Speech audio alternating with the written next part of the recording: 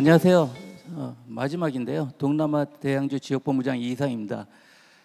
마지막 세션을 보면서 굉장히 조금 이제 혼란스러워졌는데요. 왜냐하면은 중국하고 서남아하고 아시아 대양주하고 진출 전략이 거의 유사합니다. 그러니까 꼭지가 비슷한데 이거를 다시 설명을 어떻게 해드리나라는 개인적인 고민에 빠졌습니다. 근데 결론은 뭐 골자는 비슷하지만 각자 조금씩 다릅니다. 그래서 다른 포인트 위주로 설명을 드려야겠다라는 각오를 갖고 이 자리에 섰습니다. 제가 지금 아세안 쪽에 필리핀 그리고 미얀마, 태국 거쳐서 베트남까지 그 4개국에 근무 중인데요. 지금 요즘 들어서 느끼는 게 아세안 시장에 대한 관심이 근무했던 그 20년 넘는 기간보다도 어느 때보다 지금이 제일 핫한 것 같습니다. 그 이유는 뭐 여러분들이 다 아시는 그런 이유이기 때문인데요. 제가 최근 들어서 이제 뭐 이런저런 그 자료들을 보지 않습니까? 그 중에서 제일 꽂히는 문구가 있었는데 뭐냐면은 미국과 중국 두 열강이 만나는 지점 동남아시아. 영어로 말하자면 제가 이제 이거를 오역을 했을 것 같아서 원어대로 말씀을 드리면은 Where great powers meet, America and China in Southeast Asia. 이거는 미국의 중국 전문가인 조지 워싱턴 대학교의 데이비드 샴보 교수라는 분이 2020년에 쓴 책 이름입니다. 이만큼 미중 분쟁이 오래되면서 아세안의 관심의 중심으로 부상하고 있다는 것을 미국 차원에서는 철저하게 느끼고 있다는 것이고요. 베트남 같은 경우 말씀을 드리면 작년에 우리가 베트남하고 포괄적 전략 동반자 관계라는 최고 단계의 관계를 맺었습니다. 근데 그전에는 중국, 인도, 러시아 이 세 개국이었거든요. 베트남하고. 근데 네 번째가 됐잖아요. 원래 무슨 일이 이루어졌냐? 이게 말씀드렸잖아요. 중국하고 미국이 만나는 데고 미국이 급해졌어요. 그래갖고 10년 전부터 느슨한 관계인 포괄적 동반자 관계라는 관계를 형성하고 있었는데 그 위에 전략적 동반자 관계를 건너뛰었습니다. 건너뛰고 바로 바이든이 아세안 정상회의에는 참석도 안 하던 사람이 베트남을 방문을 해서 포괄적 전략 동반자 관계를 맺었습니다. 그것도 뒷얘기를 들어보면 미국이 좀 더 적극적이었다는 거고요.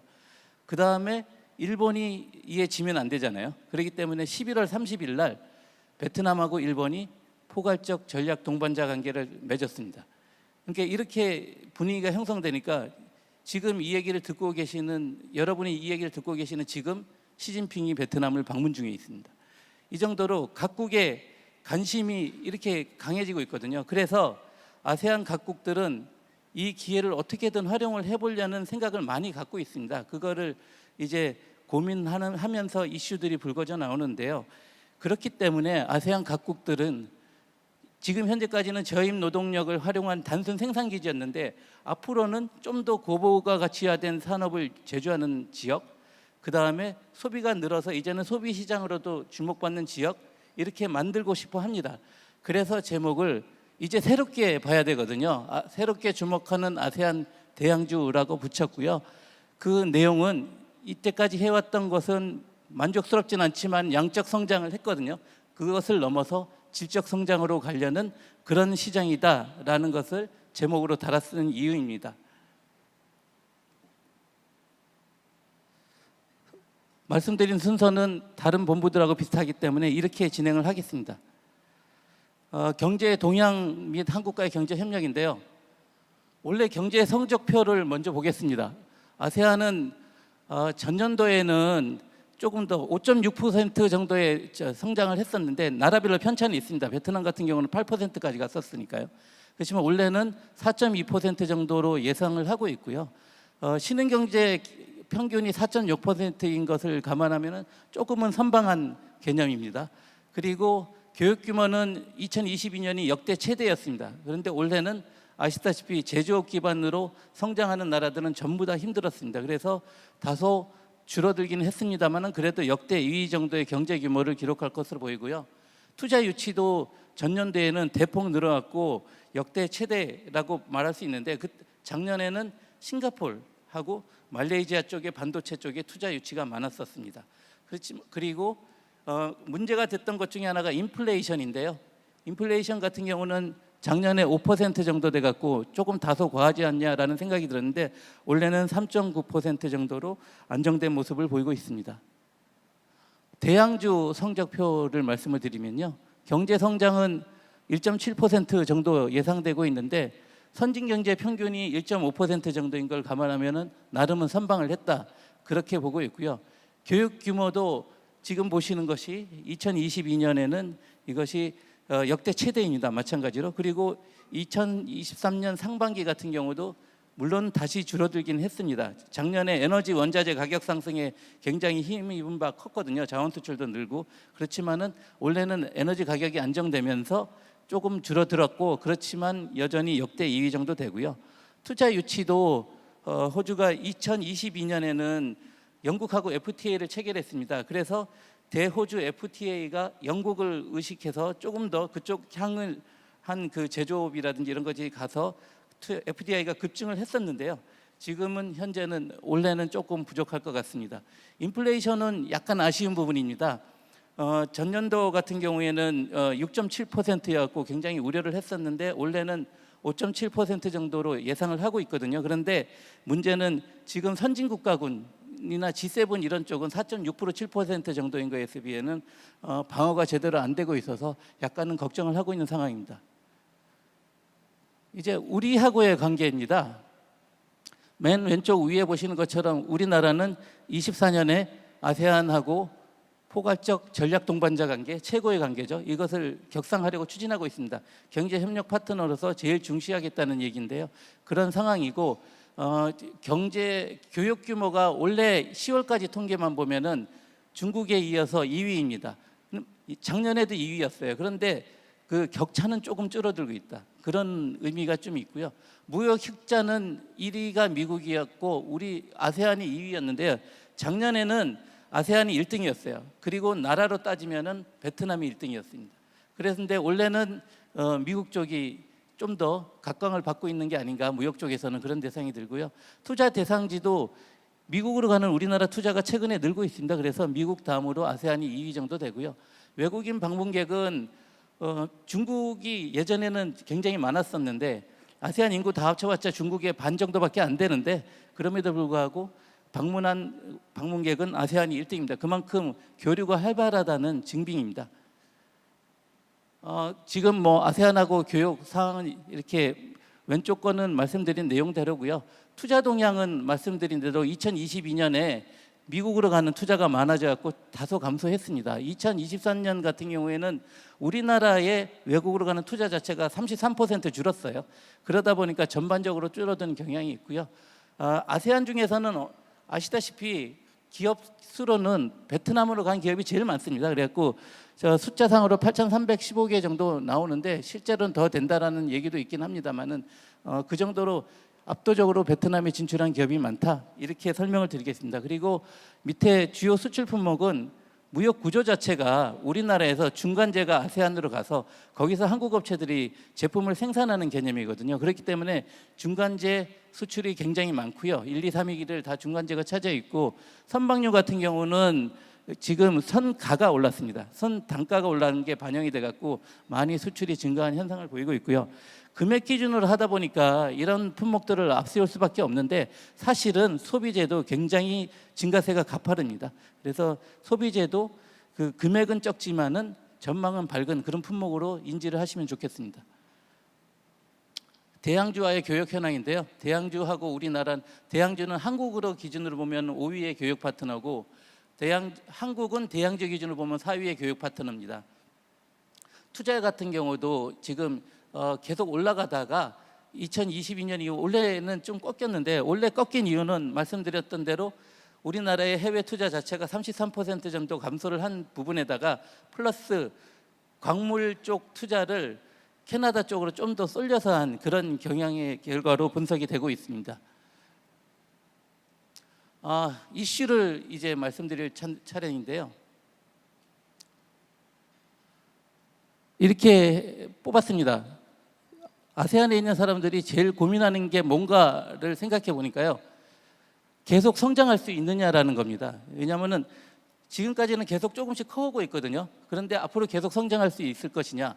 왜냐하면 아세안에서 국가 수는 10개입니다만은 상위 6개 국가가 아세안 전체 경제 규모의 97%를 차지합니다. 그 중에서 싱가포르 1인당 GDP 8만 불인 싱가포르를 빼고 나면은 두 번째부터는 1인당 GDP 13,000불짜리 말레이시아, 그 다음에 그 밑에 8,000불짜리 태국. 이 두 나라는 증진국 함정에서 거의 헤어나오질 못하고 있습니다. 몇 년 동안 성장률이 크게 늘지를 않아서 엄청난 고민거리예요. 그 다음에 인도네시아 1인당 GDP 5,000불, 그 다음에 베트남, 필리핀 4,000불대입니다. 근데 이 나라들은 계속 크고는 있는데 성장률이 좀 더 나오기는 하지만 앞으로 이 나라처럼 되지 않을까라는 고민을 하게 됩니다. 그래서 중진국 함정 탈피가 가장 대표적인 고민거리라고 할 수 있고요. 그거를 탈피하려면은 결국은 하이테크 산업을 육성해야 되는 거거든요. 그리고 그 다음에 내수도 회복시켜서 중국처럼 이제는 내수를 겨냥해서 여기 진출해야 된다라는 얘기가 나와야 된다는 겁니다. 그리고 결국은 지속 가능하기 위해서는 ESG를 이제는 어느 지역도 무시를 할 수가 없습니다. 그거를 감안해야 된다는 것들을 아세안 입장에서 보면 이것들이 이슈일 거라고 판단을 해갖고 저희가 이렇게 잡았고요. 하나하나 상세히 설명을 드리자면 왜 이분들이 위기를 느끼느냐. 여기 보면은 한국이 예전에 한참 성장할 때 87년에서 1인당 GDP 3,500불에서 89년에 5,820달러로 2070달러 갈 때까지 딱 2년 걸렸습니다. 2년. 그런데 아세안에서는 지금 비슷하게 볼 때 3,410달러에서 5,690달러로 2,280달러 거의 비슷한 폭이잖아요. 이거 하는데 13년 걸렸거든요. 그러니까 우리가 성장이 너무 느린 거 아니냐, 이런 거에 대한 굉장한 고민이 있습니다. 그리고 지금 아세안이 저임금을 바탕으로 해서 제조업을 해서 크는 나라잖아요. 그러다 보니까 FDI가 결정적이라서 FDI를 유치하기 위해서 임금 상승에 소극적으로 대응을 해왔는데 이게 결국은 양날의 검입니다. 단점으로도 작용을 하는 게 생산면에 있어도 고임금 노동자 육성이 잘 안 되는 거예요. 그리고 그거를 의지도 없고요. 그러다 보면은 두뇌 유출이 가장 활발한 지역이 아세안입니다.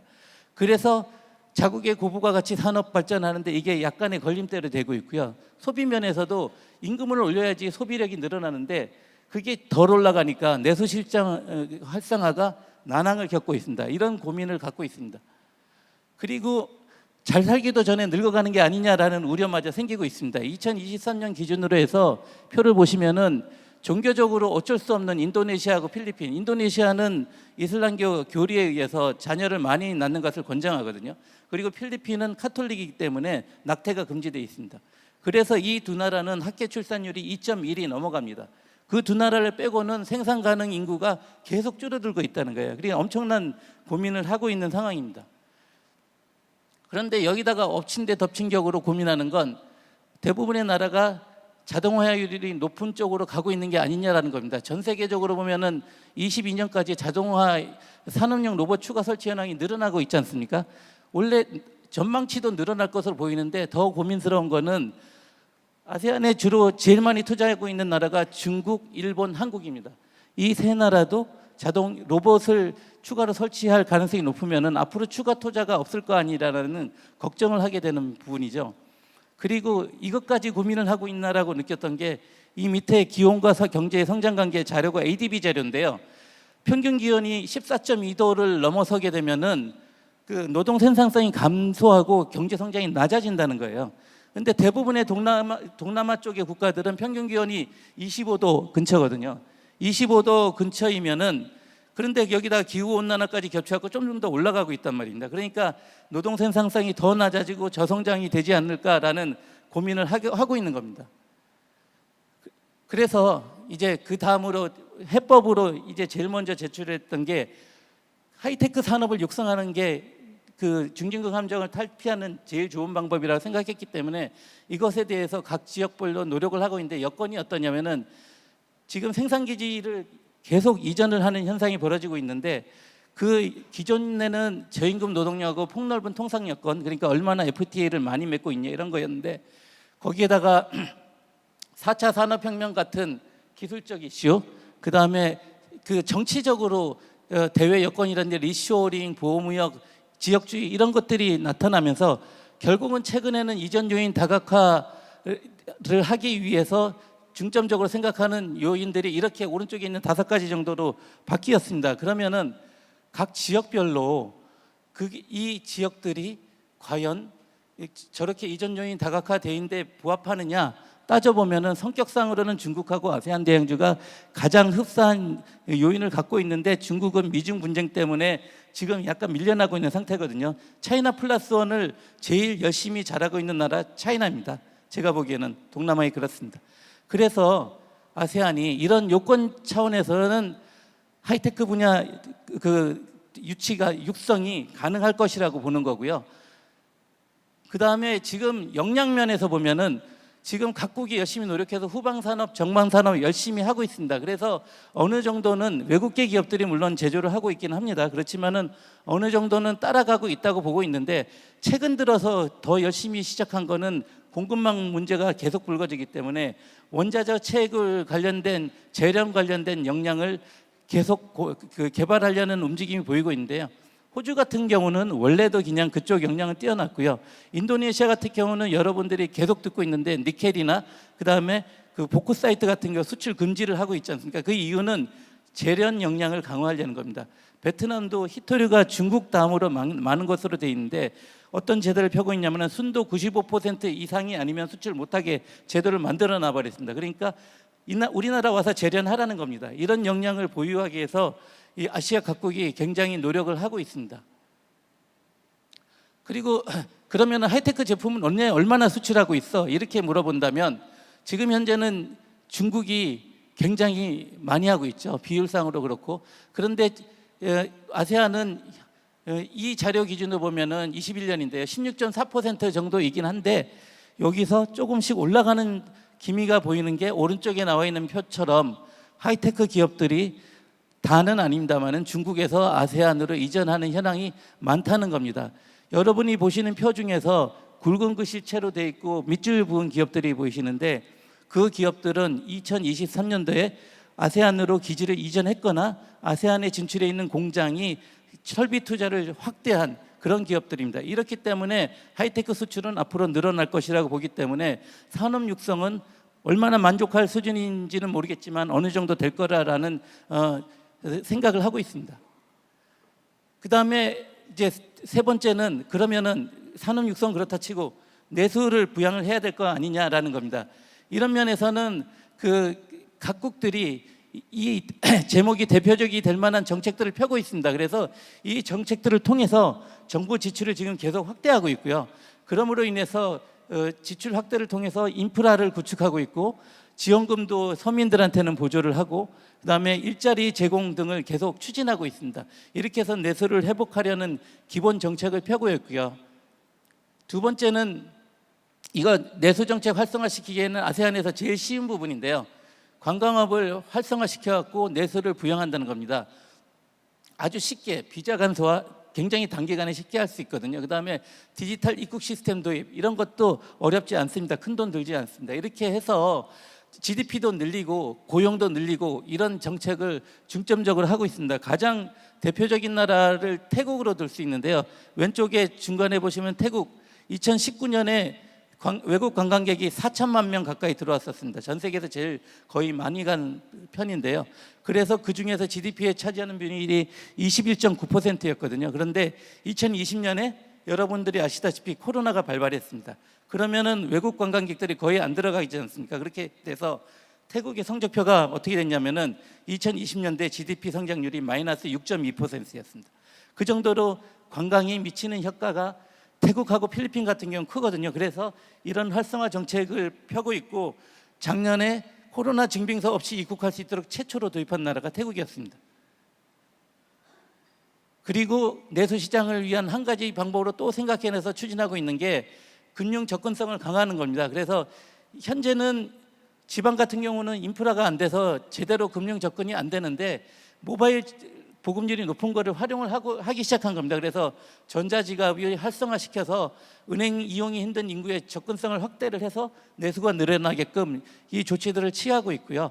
최근에 인터넷 접속률이나 이커머스 사용률을 보면은 점점 나아질 수 있는 것으로 나타나고 있고 결제 수단은 전자지갑을 많이 쓰기 시작했고 이제는 주요 전자지갑 플랫폼들이 나타나기 시작했습니다. 이 통계를 보시면 되겠고요. 오른쪽에는 아세안 통합결제 시스템인데요. 23년에 아세안 6개국이 이거를 하겠다고 합의를 했습니다. 그리고 실제로 싱가포르하고 말레이시아는 시범적으로 도입을 시작했어요. 내수에 이어서 마지막 이슈인데요. ESG입니다. 이제는 어느 나라도 외면할 수 없는 이슈입니다. 그 첫 번째 환경 관련된 부분은 아세안이 안 할 수 없는 이유는 아세안 주요국 아세안의 주요 수출 시장이 미국하고 유럽입니다. 여기에 이제 계속 설명이 나왔다시피 이게 환경 쪽에서 준수를 하지 않으면 수출을 못 하거든요. 그러니까 주요 국가에서 탄소 중립 달성을 공약을 하고 탄소 거래소도 설립하고 탄소세 도입 등 규제 강화를 각국별로 이런 내용으로 하고 있습니다. 그러면은 ES 중에서 중간에 이제 S 부분인데요. 사회 안전망 구축하고 지역 사회 개발하는 것에 굉장히 열심히 노력을 하고 있습니다. 사회 안전망 현황 보시면은 보장제도 미가입자 비중이 엄청나게 높잖아요. 이러기 위해서는 결국은 정규직을 늘려야 된다는 겁니다. 그래서 제조업 전문적인 직업 교육 이런 것들을 통해서 정규직 비중을 확대하려는 정책을 펴고 있고요. 그다음에 그 사회보장제도 가입받는다고 소득이 적다 보니까 점점 도시로 몰리거든요. 그런데 도시로 왔는데 주택 가격이 너무 비쌉니다. 그래서 공공주택 공급 등을 확대하고 있고요. 그다음에 교통 밑에 부분인데요. 교통 인프라 개선이라든지 산업단지 개발을 통해서 지역사회 개발을 각국별로 밑에 표에 나오는 것처럼 촉진하고 있는데 왜 그러느냐? 실제 사례를 보면은 베트남의 박린성이라고 있습니다. 거기가 2008년도에 삼성전자 핸드폰 공장이 들어갔어요. 그 이후에 폭스콘 공장도 들어가고 애플 협력사 몇 개가 들어갔거든요. 그래서 2020년도에 어떤 현상이 벌어졌냐? 이 지역의 1인당 GDP가 19,000불이 넘어가면서 하노이 호치민의 소득을 앞질렀습니다. 그렇기 때문에 지역사회 개발 이런 것들을 촉진하려는 움직임이 많이 발생하고 있습니다. ESG 마지막 거버넌스 부분인데요. 동남아의 오명이 이겁니다. 부정부패가 만연하다. 이거를 해소하기 위해서 모든 나라는 아닌다마는 이 각국별로 나름은 부정부패를 해소하려는 제도상으로는 할 수는 없지만은 그런 움직임이 보이고 있고요. 전자정보도 추진을 하려는 게 부정부패 해소도 연계가 있습니다. 투명하게 만들어갖고 그다음에 신속한 행정도 처리를 하고 그다음에 외국인 투자자 중요하거든요. 거기에 대해서 공공 서비스 이것도 수준을 향상하려는 노력이 있습니다. 이런 이슈에 대응해서 진출 전략을 말씀을 드리면요. 기술 협력을 통해서 산업의 고부가 가치화를 노리고 있기 때문에 우리는 기술 협력 강화를 해야 됩니다. 그래서 이 양쪽에 보이는 것처럼 각국별로 여러 정책을 펴고 있는데 이 정책들을 활용해서 진출 기반을 마련하고 상호 호혜적인 기술 협력을 하면서 산학 협력을 강화할 필요가 있습니다. 그 공급망 문제인데요. 이제는 아세안 대양주에도 광물 자원이 풍부한 곳들이 많습니다. 그래서 우리나라 기업들은 인도네시아 같은 경우에는 컨소시엄을 통한 공급망 구축들을 하고 있고요. 말레이시아는 현지 천연 자원을 활용한 고부가 산업 진출을 노력하고 있습니다. 호주에서도 광물이 많으니까 현지 기업과 광물 자원 공동 개발 및 공급 계약 체결을 위해서 노력하고 있습니다. 그래서 두 번째 전략인데요. 결국은 소비 시장 공략 부분입니다. 이제는 가처분 소득이 늘었으니까 소비가 늘어나지 않습니까? 그러니까 계층별로 이 소비가 세분화됩니다. 지금 6개의 소비 계층을 들었는데요. 이런 식으로 소비 계층별로 특징하고 주요 품목을 참고해 주시면 되겠습니다. 그리고 주재국 시장 소비자 특성에 따라서 제품을 만들어야 된다는 말씀을 드렸는데 예를 들면은 스타벅스 같은 경우는 아세안에서는 커피가 주 품목이 아닙니다. 티입니다. 차를 위주로 팔고요. 맥도날드도 햄버거가 주 품목이 아니에요. 그 밥이 들어가 있는 밀 제품이 주 품목입니다. 그리고 우리나라 같은 경우도 기업들이 여기 갖고 두끼 떡볶이 같은 경우는 우리나라하고 다르게 한식 뷔페식으로 영업을 하고 있습니다. 그래야지 성공을 하는 거거든요. 시장에 맞는 공략이 필요합니다. 지금 디지털 마케팅을 활용한 소비 공략 중에 하나긴 한데 디토 소비라는 걸 말씀을 드리려고 하는데요. 디토 소비의 정의는 저 위에 빨간 글씨를 보시면 되겠습니다. 특정 인물, 콘텐츠, 커머스를 추종해서 소비를 하는 겁니다. 그래서 그 특정 콘텐츠, 그러니까 우리나라의 K 콘텐츠가 아세안에서는 굉장히 인기가 많은 거는 다 아는 사실이고 왼쪽 표에서 보시면은 그 한류가 대중화되어 있는 나라는 중국 빼놓고는 거의 대부분이 아세안입니다. 그렇기 때문에 K 콘텐츠를 활용해서 디토 소비를 공략하는 게 좀 더 용이한 방법이고요. 맨 왼쪽에서 보이는 게 두끼 떡볶이 베트남, 그 다음에 에그드랍 태국, 그 다음에 GC, CU 말레이시아입니다. 그래서 이런 방법이 주요하다고 생각하고 앞으로도 계속 해야 되고요. 지금 SNS와 인플루언서가 주도하는 쇼핑 트렌드는 어느 지역이나 똑같습니다. 지역별로 통계는 참고하시고 지금은 라이브 커머스 쪽으로 가고 있다. 이 정도는 참고하시면 좋겠습니다. 그리고 인플루언서 소셜 네트워크, 이거는 계속 말씀을 드리는 건데요. 지금 보시면 아세안의 소셜 미디어 마케팅이 다른 주요국에 비해서도 계속 이렇게 팔로우율이나 검색률이 못지않다는 내용을 참고를 해주시고, 이것을 좀 한번 봐주셔야 되는 게 소셜 미디어 광고의 도달률이 나라마다 다릅니다. 그러니까 필리핀 같은 경우는 페이스북, 그 다음에 인도네시아, 말레이시아, 베트남은 틱톡, 그리고 싱가포르는 유튜브, 태국도 틱톡, 이런 것들을 마케팅할 때 참고를 해주셨으면 좋겠습니다. 그리고 옴니 채널 다른 곳에서도 얘기했기 때문에 생략하겠습니다. 오프라인도 중요합니다. 그리고 ESG 정책에 관련된 대응입니다. 각국에서는 정책을 활용해서 이런 ESG 관련된 정책을 다 펴고 있습니다. 이런 정책이 있기 때문에 우리나라들은 어떻게 해야 되느냐 생각해 보면, 우리가 기술이 선도하는 분야 중심으로 각국의 기술 표준 수립을 지원하는 걸 우리가 선도적으로 치고 나가야 된다고 생각합니다. 그럼으로써 장비도 보고 이제는 수출이 훨씬 더 용이해질 거고요. 소프트웨어도 진출이 용이하고 인력 진출도 용이할 것이라고 판단합니다. 그 다음에 ESG 관련돼서 각국이 ESG 관련돼서 의지는 있지만은 인프라를 개발하기인데 지금 현재는 재원이 많이 부족한 나라들이 많습니다. 그렇기 때문에 전부 다 그렇게 가기 때문에 ODA나 그 다음에 PPP 이런 방식을 활용하시는 것을 권장을 드리고 싶습니다.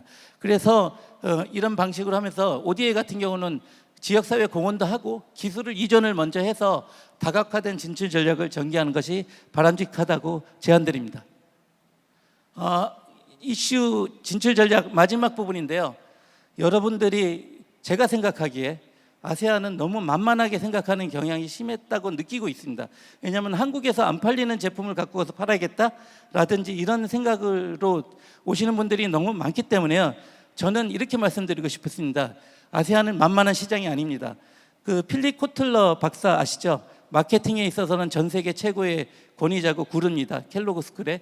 그분이 아세안 마케팅이라는 저서에서 뭐라고 언급을 했냐면은, 아세안 마케팅은 가치는 세계화하고 전략은 지역화하고 전술은 현지화하라고 말했습니다.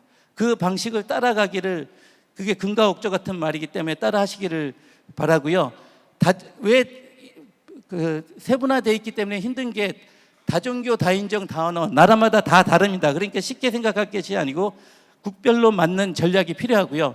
그 다음에 굉장히 빨리 성장하고 있습니다. 5년 전에 내가 시장 조사했을 때는 이 시장이 이랬어. 그렇기 때문에 이 품목을 팔면 성공할 거야. 지금 현재 가보시면 100% 틀릴 확률이 높습니다. 그렇기 때문에 다시 보셔야 되고요. 많은 불확실성이 존재합니다. 아까 슬라이드 중간중간에 말씀드렸던 것들이 정부하고의 관계에서도 정부가 재원이었기 때문에 실패할 확률이 생긴다는 말씀을 제가 일부러 빼먹고 넘어갔는데요. 여기서 같이 설명을 드리려고 합니다. 왜냐하면 법 체계가 미비합니다. 그리고 행정도 불투명합니다. 그러니까 많은 불확실성이 있다는 걸 감안하고 컨텐션시 플랜을 항상 짜야 됩니다. 그리고 마지막으로 말씀드린 거는 시장 조사는 꼼꼼히 하셔야 됩니다. 왜냐하면은 인증 같은 경우도 쉽게 생각하시는데 아세안이 더 오래 걸리고 더 까다롭습니다. 그리고 상표 등록도 꼭 해야 되고요. 파트너 신용도 DB가 없기 때문에 더 정확하게 챙기셔야 됩니다. 그러니까 아세안은 이런 어려움이 있으니까 주의를 하시고요. 아세안과 우리나라는 산업 구조도 상이하고 발전 단계도 상이합니다. 그렇기 때문에 개발 경험을 전수를 해가면서 기술도 협력을 해가면서 접근한다면은 같이 성장해서 윈윈하는 지역이 될 수 있을 거라고 100% 거의 확신합니다. 긴 시간 경청해 주셔서 감사합니다. 딱 30분에 마치겠습니다.